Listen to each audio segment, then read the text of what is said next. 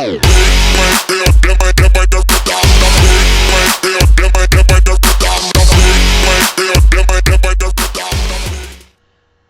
evening, YouTube. This is Joe from Mega Newsreader. It is Sunday, February 5th, 2012. This is from WND, and the article is titled, Ayatollah, Kill All Jews, Annihilate Israel. The Iranian government, through a website proxy, has laid out the legal and religious justification for the destruction of Israel and the slaughter of its people. The doctrine includes wiping out Israeli assets and Jewish people worldwide. Calling Israel a danger to Islam, the conservative website Aleph, with ties to Iran's supreme leader Ayatollah Ali Khamenei, said the opportunity must not be lost to remove this corrupting material. It is a jurisprudential justification to kill all the Jews and annihilate Israel, and in that the Islamic government of Iran must take the helm. The article, written by Alireza Forghani, a conservative analyst and a strategy specialist in Khamenei's camp, now is being run on most state-owned conservative sites, including the Revolutionary Guard's Far News Agency, showing that the regime endorses this doctrine. Because Israel is going to attack Iran's nuclear facilities, Iran is justified in launching a preemptive, cataclysmic attack against the Jewish state, the doctrine argues. On Friday, in a major speech at prayers, Khamenei announced that Iran will support any nation or group that attacks the cancerous tumor of Israel. Though his statement was seen by some in the West as fluff, there is substance behind it. Iran's defense ministry announced this weekend that it test-fired an advanced, two-stage, solid-fuel ballistic missile and boasted about successfully putting a new satellite into orbit, reminding the West that its engineers have mastered the technology for intercontinental ballistic missiles, even as the Islamic State pushes its nuclear weapons program. The commander of the Revolutionary Guards, Brigadier General Syed Mahid Farahi, stated in August that the Safir missile, which is capable of transporting a satellite into space, can easily be launched parallel to the Earth's orbit, which will transform it into an intercontinental ballistic missile. Western analysts didn't believe this would happen until 2015.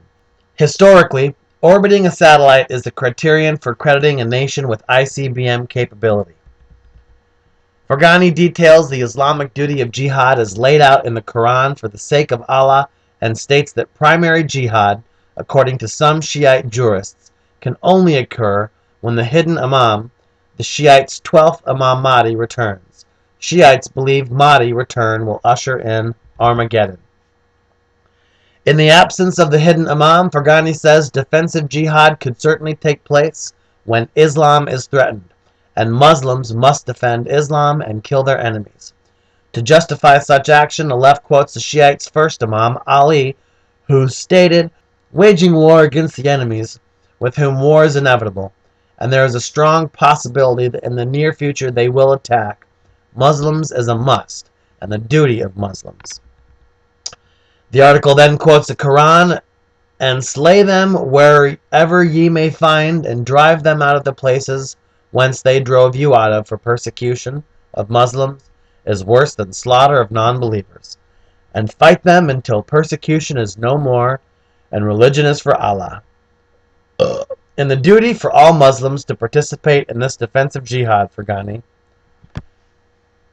It is the duty for all Muslims to participate in this defensive jihad, Forghani says. A fatwa by the late Ayatollah Ruhollah Khomeini made it clear that any political domination by infidels over Muslims authorizes Muslims to defend Islam by all means. Iran now has the ICBM means to deliver destruction on Israel, and soon will have nuclear warheads for those missiles. In order to attack Iran, the article says, Israel needs the approval and assistance of America, and under the current passive climate in the United States, the opportunity must not be lost to wipe out Israel before it attacks Iran. Under this preemptive defensive doctrine, several ground zero points of Israel must be destroyed, and its people annihilated. Forghani cites the last census by the Israel Central Bureau of Statistics that shows Israel has a population of 7.5 million citizens, of which a majority of 5.7 million are Jewish. Then it breaks down the districts with the highest concentration of Jewish people, indicated that 3 cities, Tel Aviv, Jerusalem, and Haifa, contain over 60% of the Jewish population that Iran could target with its Shahab-3 ballistic missiles, killing all its inhabitants. Forghani suggests that Iran's Sahel missile, which is a 2-stage rocket with trajectory and speed that makes it impossible to intercept, should target such Israeli facilities as the Rafael nuclear plant, which is the main nuclear engineering center of Israel, the Ilun nuclear plant, another Israeli reactor in Nabrin, and the Dimona reactor in the Nuclear Research Center in Negev, the most critical nuclear reactor in Israel because it produces 90% enriched uranium for Israel's nuclear weapons. Other targets, according to the article, include airports and Air Force bases such as the Sodom Mika Air Base, which contains Jericho ballistic missiles and is located southwest of the Tel Naf Air Base, where aircraft equipped with nuclear weapons are based. Secondary targets include power plants, sewage treatment facilities, energy resources, and transportation and communication infrastructure. Finally, Forghani says Shahab-3 and Ghar missiles can target urban settlements until the Israelis are wiped out. Forghani claims that Israel could be destroyed in less than 9 minutes, and that Khamenei, as the utmost authority, the Valayet Fagi, also believes that Israel and America not only must be defeated, but annihilated.